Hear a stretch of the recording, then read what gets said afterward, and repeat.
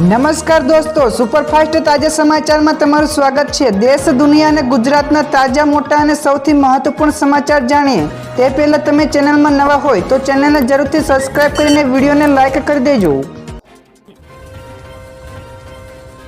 સૌથી પહેલા દોસ્તો આપણે વાત કરીએ તો નલિયા ફરી એકવાર રાજ્યનું કોલ્ડ પ્લેસ બન્યું છે। તો રાજ્યમાં ઠંડીનો માહોલ જામ્યો છે, તો કોલ્ડ વેવની આગાહી કરવામાં આવી છે। તો એવામાં નલિયા ઠંડુગાર બન્યું છે। તો આજે નલિયા ફરી એકવાર રાજ્યનું કોલ્ડ પ્લેસ બન્યું છે।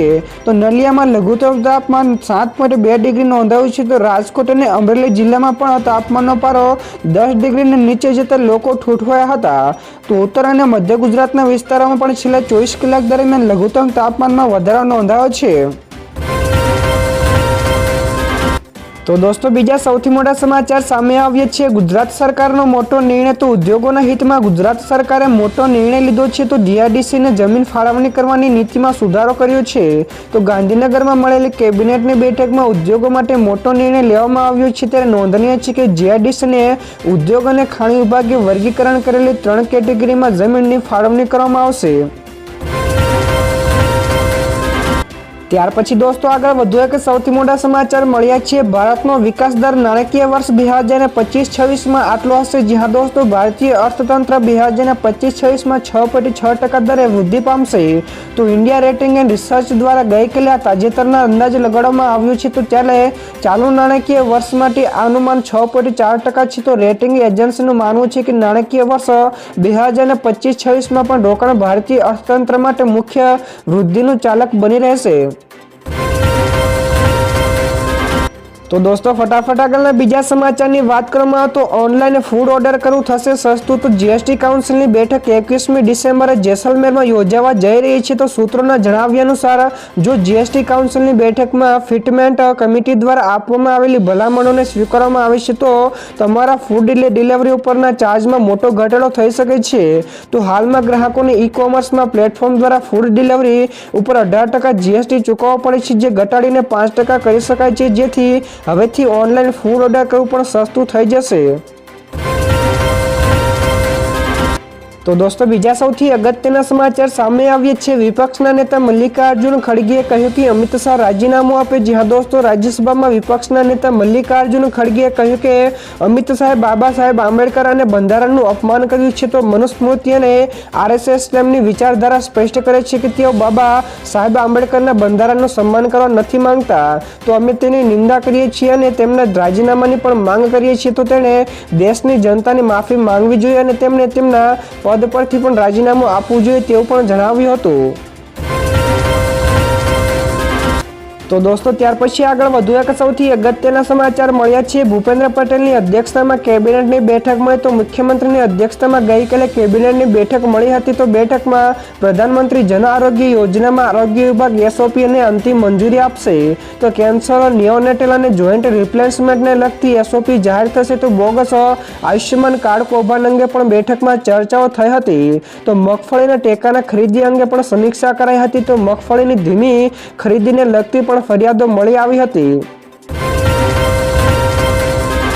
તો દોસ્તો બીજા સૌથી મહત્વપૂર્ણ સમાચાર સામે આવ્યા છે। રેશન કાર્ડના ઈ કેવાયસી માટેની સરકારની સ્પષ્ટતા। જી હા દોસ્તો, રેશન કાર્ડનું ઈ કેવાયસી કરાવવા મુદ્દે ગુજરાત સરકારના પુરવઠા મંત્રી કુંવરજી બાવળિયાએ જાહેરાત કરી છે કે નાગરિકોને ખોટી અફવાઓથી દૂર રહેવું જોઈએ।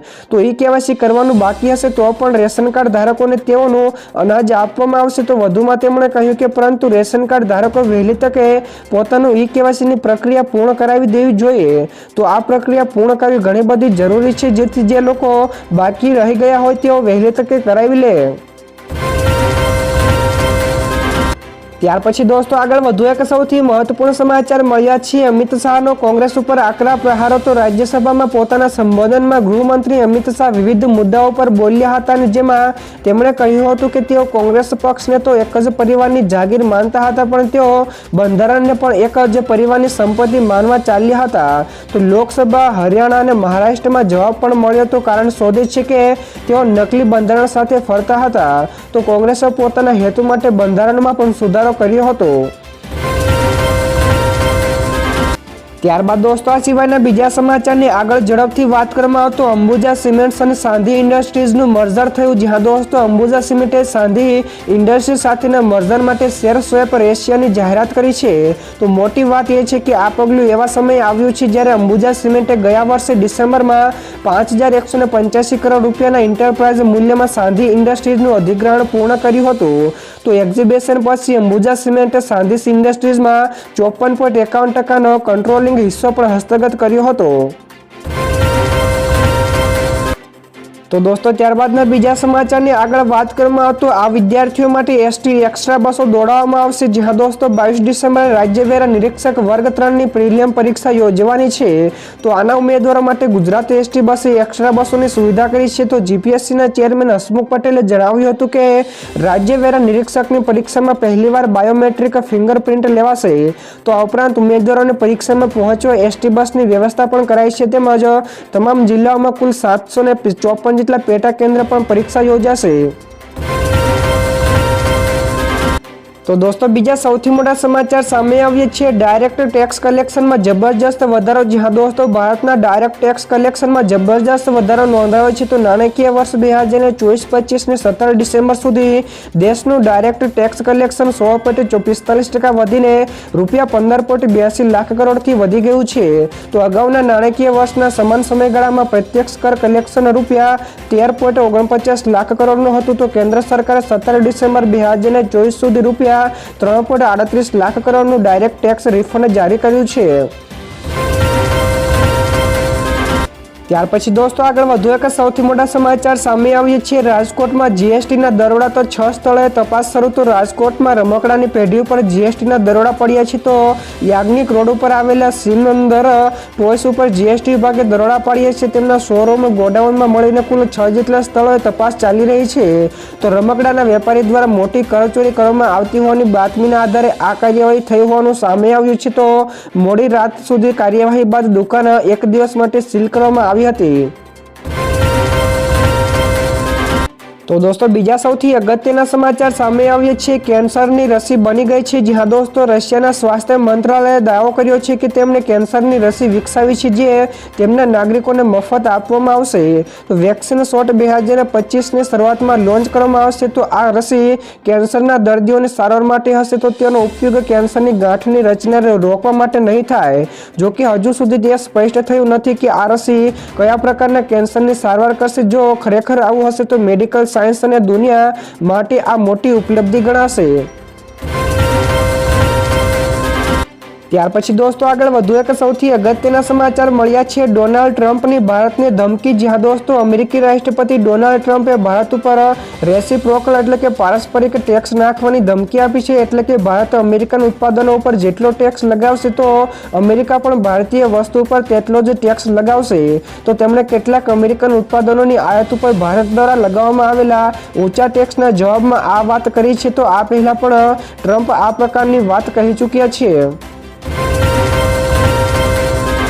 તો દોસ્તો ફટાફટ આગળના બીજા સમાચારની વાત કરવામાં આવે તો ટેક્સ ભરી દેજો નહીં તો જાહેરમાં નામનો ઢોલ વાગશે. જ્યાં દોસ્તો અમદાવાદના શહેરીજનો માટે મહત્વપૂર્ણ સમાચાર સામે આવ્યા છે. તો પ્રોપર્ટી ટેક્સ સમયસર ન ભરવાના કારણે એએમસી દ્વારા નોટિસ આપવામાં આવે છે. જે તમે નોટિસ મળ્યા બાદ પણ પ્રોપર્ટી ટેક્સ ન ભર્યો હોય તો ભરી દેજો નહીં તો બાકી ટેક્સ અંગેની જાહેરમાં ઢોલ નગારા વગાડીને જાહેરાત કરવામાં આવશે.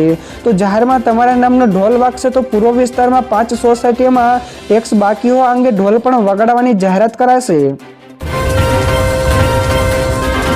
તો દોસ્તો બીજા સૌથી મહત્વપૂર્ણ સમાચાર સામે આવ્યા છે. સોનાના ભાવમાં મોટો ઉછાળો. તો ગઈકાલે દિલ્હીમાં સોનાના ભાવમાં મોટો ઉછાળો નોંધાયો છે. તો 99.99 શુદ્ધતા ધરાવતું સોનું ₹950 વધીને ₹79,300 પ્રતિ 10 ગ્રામે થયું છે. જ્યારે મંગળવારના સત્રમાંથી ₹78,350 પ્રતિ 10 ગ્રામ પર બંધ થયું હતું. તો મંગળવારે 99.5% શુદ્ધતાવાળું સોનું ₹950 વધીને ₹78,900 પ્રતિ 10 ગ્રામે પહોંચી ગયું હતું. તો લગ્નની સિઝનમાં જ્વેલરી માંગ વધવાના કારણે સોનાના ભાવમાં વધારો નોંધાયો છે. ત્યારબાદના દોસ્તો આગળના બીજા સમાચાર શેર માર્કેટ વિશે પણ મળ્યા છે. તો ગઈકાલે શેર બજાર ઘટાડા સાથે બંધ થયું હતું. પરમ દિવસની જેમ ગઈકાલે પણ શેર બજાર લાલ નિશાન સાથે બંધ થયું હતું. તો સેન્સેક્સમાં 502 પોઈન્ટના ઘટાડો થઈને 80,182 અંક ઉપર બંધ રહ્યો હતો, જ્યારે નિફ્ટીમાં પણ 137 પોઈન્ટ ઘટીને 24,198 ની સપાટીએ બંધ થયો હતો. તો સેન્સેક્સના 30 શેરોમાંથી 22માં ઘટાડો તેમજ 8 શેરમાં તેજી જોવા મળી. તો નિફ્ટીના 50 શેરોમાંથી 33 શેરોમાં ઘટાડો અને 17 જેટલા શેરોમાં તેજી જોવા મળી હતી.